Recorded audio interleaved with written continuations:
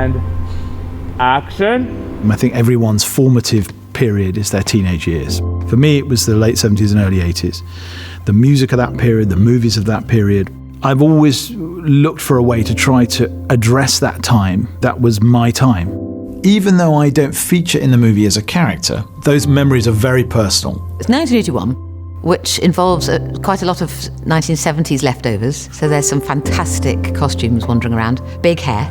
Don't you look absolutely glorious? Hilary. So I had a Zoom during lockdown with Sam. He said, I'm thinking of writing this film and I'm thinking of you to play a part in it. And I said, yes, please. And turns out the script was really good. I thought it had real life to it. It felt truthful. And the writing really transports you into the era of the piece. Wow, what a place. It really was beautiful. Yes, it is.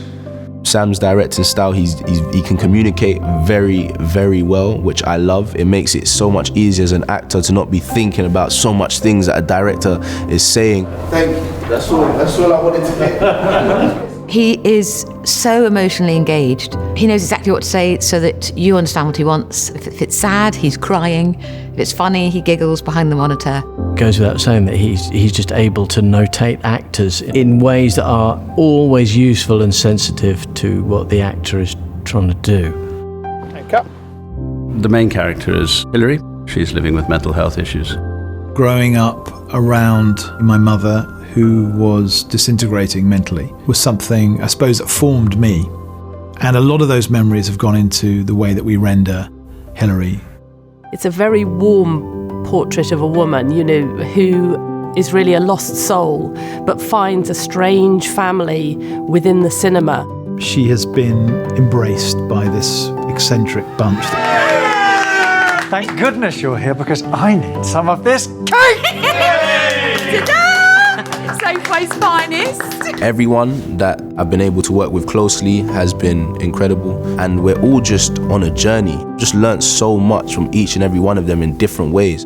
Just sit in the middle of a bunch of people who don't know you, who've never met you.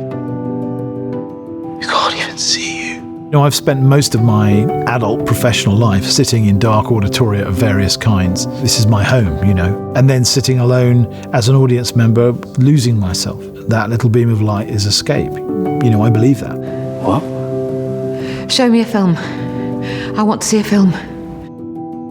It's a romance about a love of one character for another. It's a romance about a love of this particular world, about the beauty of the idea of cinema.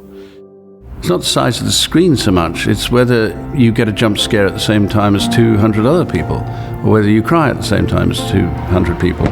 If we're not going out and congregating, there's probably a commonality that we're depriving ourselves of. I hope people come and see this film in that spirit.